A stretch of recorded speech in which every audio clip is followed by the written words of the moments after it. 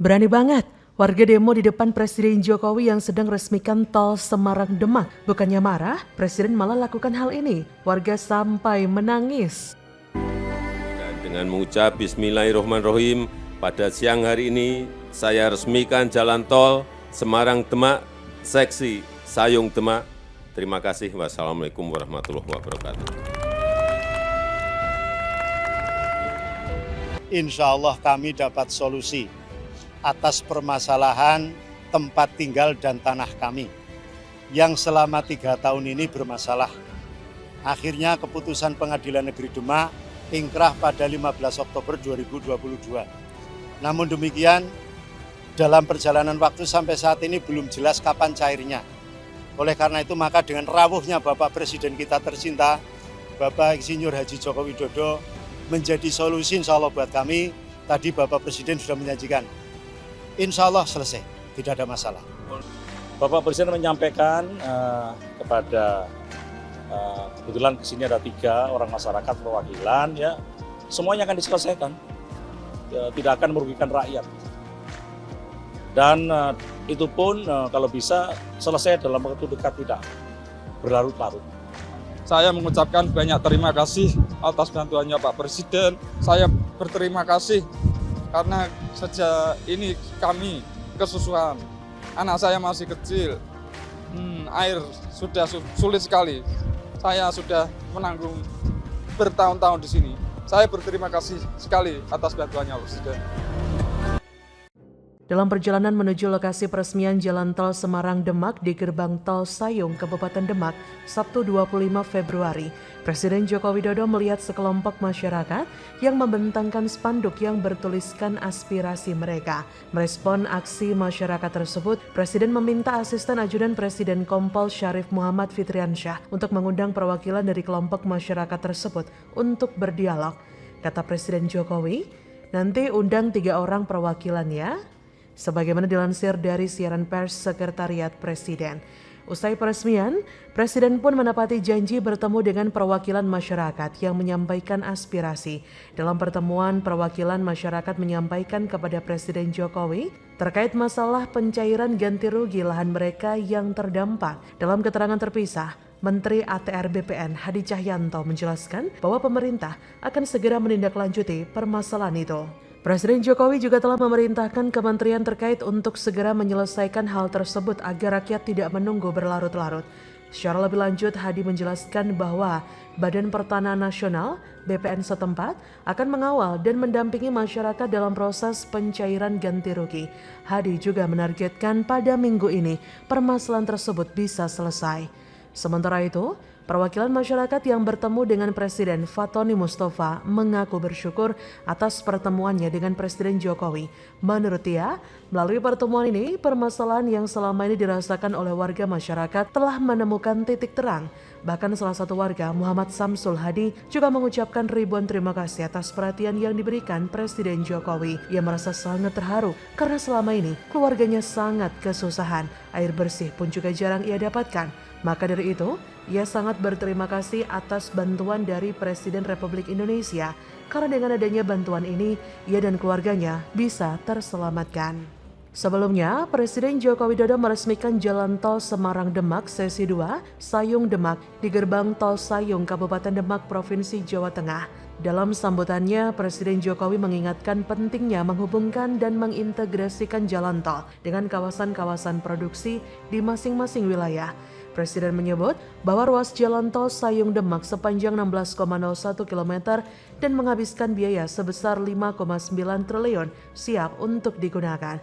Presiden menuturkan bahwa keberadaan ruas jalan tol tersebut memiliki sejumlah manfaat. Salah satunya bisa meningkatkan efisiensi transportasi logistik. Selain efisiensi transportasi logistik, Presiden Jokowi mengapresiasi pembangunan ruas tol Sayung-Demak yang bisa bermanfaat sebagai tanggul laut untuk mengendalikan banjir di wilayah tersebut.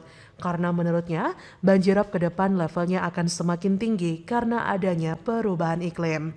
Turut mendampingi Presiden dalam peresmian jalan tol tersebut antara lain Menteri Sekretaris Negara Pratikno, Menteri PUPR Basuki Hadimulyono, Gubernur Jawa Tengah Ganjar Pranowo, Bupati Demak Estiana, dan PLH Wali Kota Semarang Iswar Aminuddin. Melihat keseriusan Presiden Jokowi dalam membangun kesejahteraan rakyat inilah membuat masyarakat begitu terharu. Jika diperhatikan, Presiden sendiri juga memiliki ikatan batin dengan suara mayoritas masyarakat Indonesia, sehingga sikap dan keputusannya selalu berhasil menjawab keinginan banyak orang. Ketika kita beranggapan bahwa mudik itu melelahkan, macet panjang dan kerap membuat frustasi, Jokowi membangun beragam jalan alternatif juga jalan tol untuk mengurai semuanya. Tentu tidak semua bisa saya tuliskan dalam satu artikel sederhana, tapi setidaknya itulah yang paling kita inginkan dan telah beliau berikan. Saya sangat bersyukur beliau masih diberikan kesehatan dan kekuasaan untuk memimpin negara ini. Yang saya ceritakan ini pun hanya secuil kisah dari banyaknya tantangan dan kengerian yang telah dialami seorang Jokowi, Presiden Indonesia yang terus bekerja dan tak pernah mengeluh di hadapan publik. Bagaimana menurut Anda?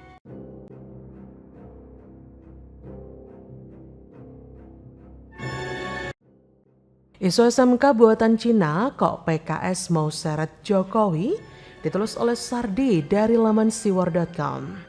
Kali ini, SMK berpartisipasi melalui pameran otomotif IIMS 2023 yang diselenggarakan di G-Expo Convention Center, Kemayoran, Jakarta Pusat. Menariknya, pameran otomotif IIMS 2023 juga dibuka oleh Presiden RI Joko Widodo pada Kamis 16 Februari 2023. Sehingga reuni antara Jokowi dan SMK pun terjadi pada hari pertama pembukaan IIMS. Catat ya, itu bukan mobil SMK yang diproduksi massal, tapi mobil yang hanya dipamerkan atau kita kenal dengan namanya mobil konsep. Mobil SMK yang diimpor langsung dari Cina itu pun bukan yang biasanya diproduksi oleh PT Solo Manufaktur Kreasi. Tapi mobil yang teknologinya sudah full listrik. Indonesia memang sedang belajar untuk memproduksi mobil listrik. Presiden Joko Widodo optimis, yaitu pada tahun 2027 RI jadi produsen mobil listrik terbesar di dunia. Ya pastilah karena bahan bakunya juga di Indonesia sudah mudah didapat. Jadi kalau kita terus konsisten, terus optimis, hilirisasi, bahan mentah menjadi bahan jadi, pasti 2027 RI menjadi produsen mobil listrik terbesar di dunia pasti juga akan tercapai. Jadi kalau ada yang nanya, di mana sih mobil SMK? Senyumin aja, dia mungkin bukan bodoh sehingga nggak baca berita, tapi sengaja membodohi diri hanya karena tidak suka.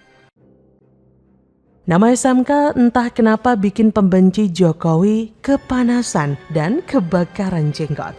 Memang SMK ini sudah erat dikaitkan dengan Jokowi sejak menjabat sebagai wali kota Solo.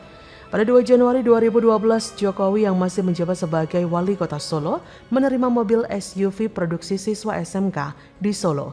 Mereknya adalah Kiat SMK. Mobil ini lalu dijadikan sebagai kendaraan dinas Jokowi dan mengandengkan mobil dinas sebelumnya, yaitu Toyota Camry. Kata Mulyanto, bila mobil SMK memang produksi dalam negeri maka kita patut angkat topi. Tapi kalau mobil SMK ternyata bukan produksi dalam negeri, sebagaimana diberitakan, maka secara moral dan politik Jokowi harus bertanggung jawab. Karena ia yang pertama kali mengenalkan SMK sebagai mobil buatan anak-anak SMK di Solo, kata Mulyanto. Kemudian ia melanjutkan, menurut saya ini momen yang pas ya untuk mengusut tuntas tentang mobil SMK. Kita sama-sama buktikan apakah klaim Jokowi selama ini tentang mobil SMK itu benar atau tidak. Sebab keduanya mempunyai implikasi hukum dan politik yang serius. Wah, konyol banget nih orang ya. Orang ini tampaknya sedang cari celah untuk menyalahkan Jokowi. Lucu aja sih kalau ada yang percaya Jokowi akan memproduksi mobil. Pak Jokowi kan bukan pengusaha atau pemilik Toyota. Setahu saya Jokowi memberikan dukungan kepada mobil SMK saat menjabat sebagai wali kota Solo sampai jadi presiden. Jauh sebelum itu Jokowi bilang urusan produksi mobil SMK tergantung keputusan dunia industri. Jokowi cuma mendorong supaya mobil SMK bisa dikembangkan dan diproduksi massal. Kata Presiden Jokowi kala itu, ini kan mobil SMK dulu produk uji coba, prototipe dari anak-anak SMK dibantu beberapa teknisi dari perusahaan besar. Kemudian jadi yang namanya mobil SMK kan bagus. Saya waktu jadi wali kota hanya mendorong agar mobil itu bisa uji emisi, uji laik jalan, hanya itu. Setelah jadi diserahkan kepada industri. Mau diproduksi atau tidak ya bukan urusan kita. Masa presiden mau bikin pabrik sendiri? Kata Presiden Jokowi. Jadi intinya urusan SMK diserahkan kepada industri dan swasta dan dia tidak ada urusan pemerintah. Kata Presiden Jokowi, kita tidak ikut campur di situ, tapi kalau jadi saya akan datang karena jelas brand Indonesia. Entah bagaimana sampai bisa muncul Jokowi janji bangun pabrik SMK, jadikan SMK mobil nasional dan lain-lain. Mungkin ini ulah barisan sakit hati. Mereka jago kan pelintir informasi? Bagaimana menurut Anda?